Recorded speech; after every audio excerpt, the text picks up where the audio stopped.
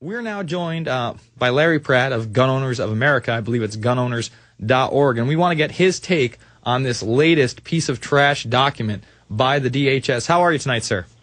Well, I'm doing just fine. I'm just loving every minute of being a terrorist, and it doesn't sound like you're very repentant either. But I'm sure that, as I like to call her, Secretary Magoo is well on the trail, and she's going to take care of our terrorism problem. Yeah, I'm sure that Napolitano is all about taking care of real terrorism, just like Chertoff was. And the interesting thing about this document is unabashedly not about Islamo-extremism. Now, usually they throw that in there. That's in a lot of the other documents. Oh, Al-Qaeda is going to get us. This is Al-Qaeda-like. They, right off the bat, say this is issues beyond Islamic extremism. And one of the most disturbing ones to me, Larry, right off the bat, the second one, alternative media. And let me read you the definition. A term used to describe various information sources that provide a forum for interpretations of events and issues that differ radically from those presented in the mass media products and outlets. So if we don't believe the corporate media and we use their own stories against them, apparently we're extremist terrorists. Well, of course, because if you're thinking outside the parameters they've established, that shows a dangerous level of rebellion, and they know that from experience that leads to strapping on explosive vests and blowing oneself up, right? I mean, isn't this a problem we have with all those Baptist pro-lifers and those Catholic traditional marriage types? And those returning veterans, oy vey! I can't believe the threat that they are.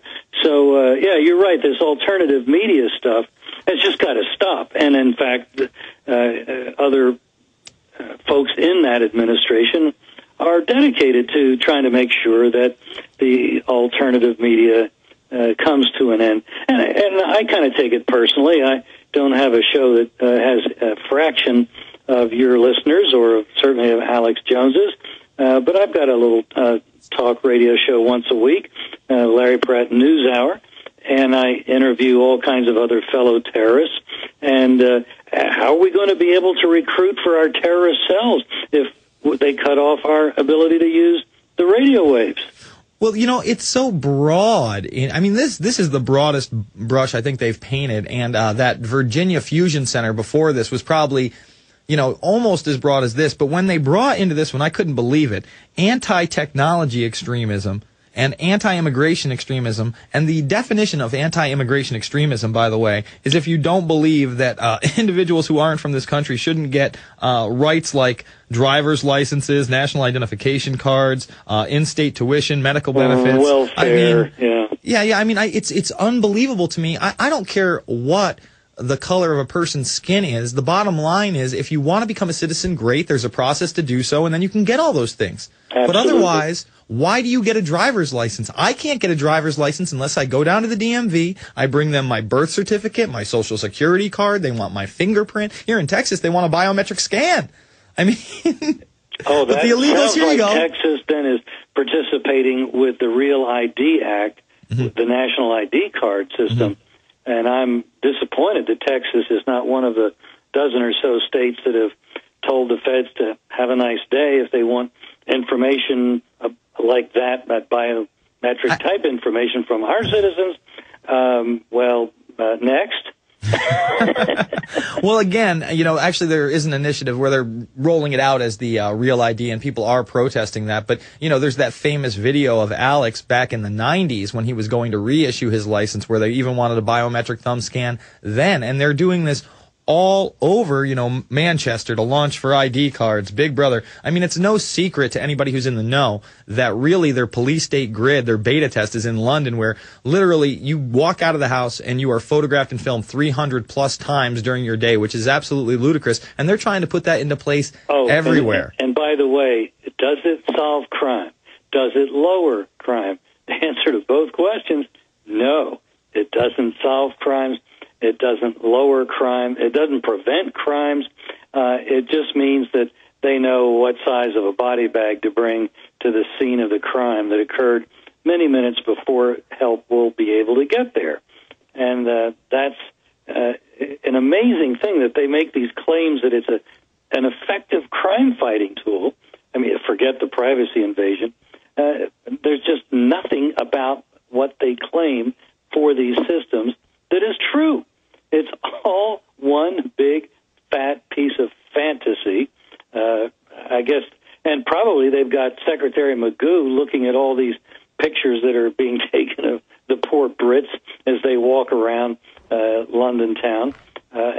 And Secretary Magoo will be as helpful finding criminals in England as over here. By the way, their murder rate is going up since their gun ban, which is more or less coincident with this invasion of privacy.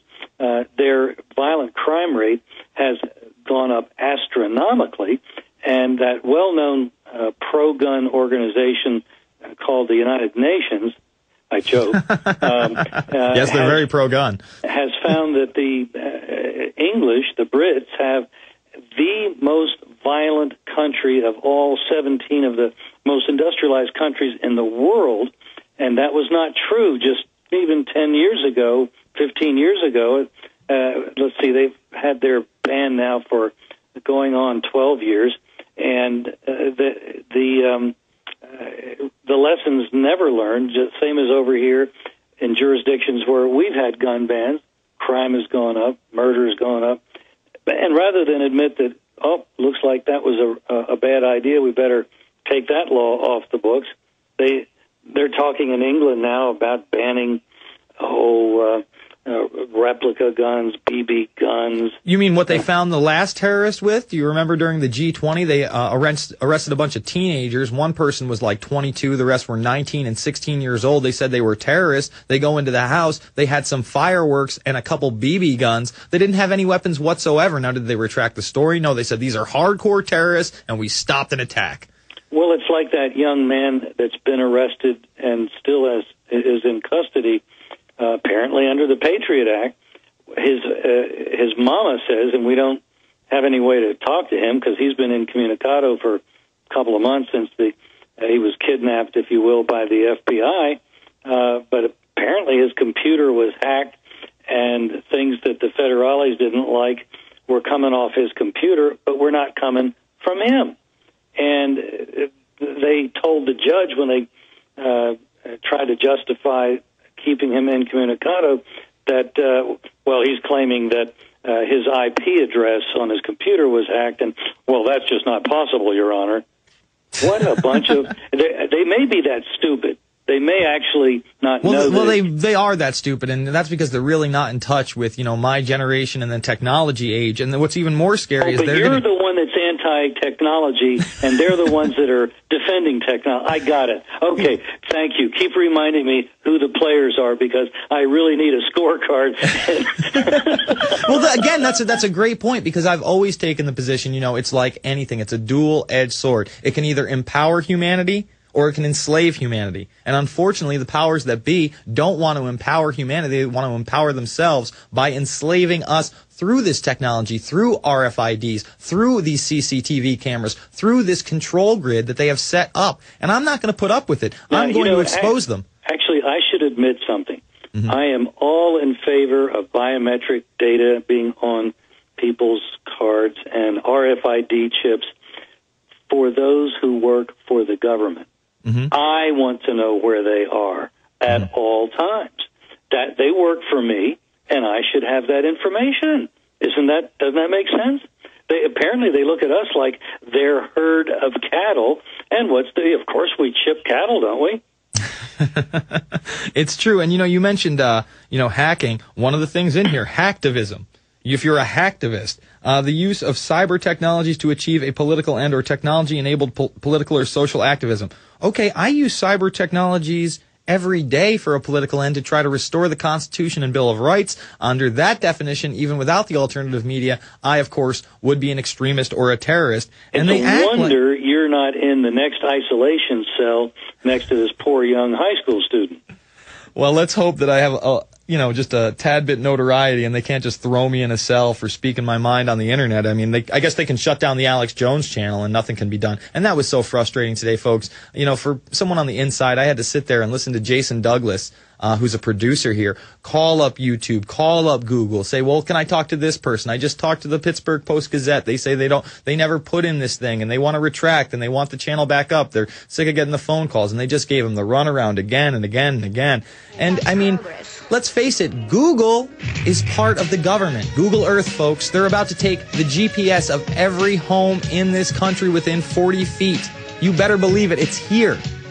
We'll be back after this with Larry Pratt. It's the Info Warrior, PrisonPlanet.tv, Infowars.com.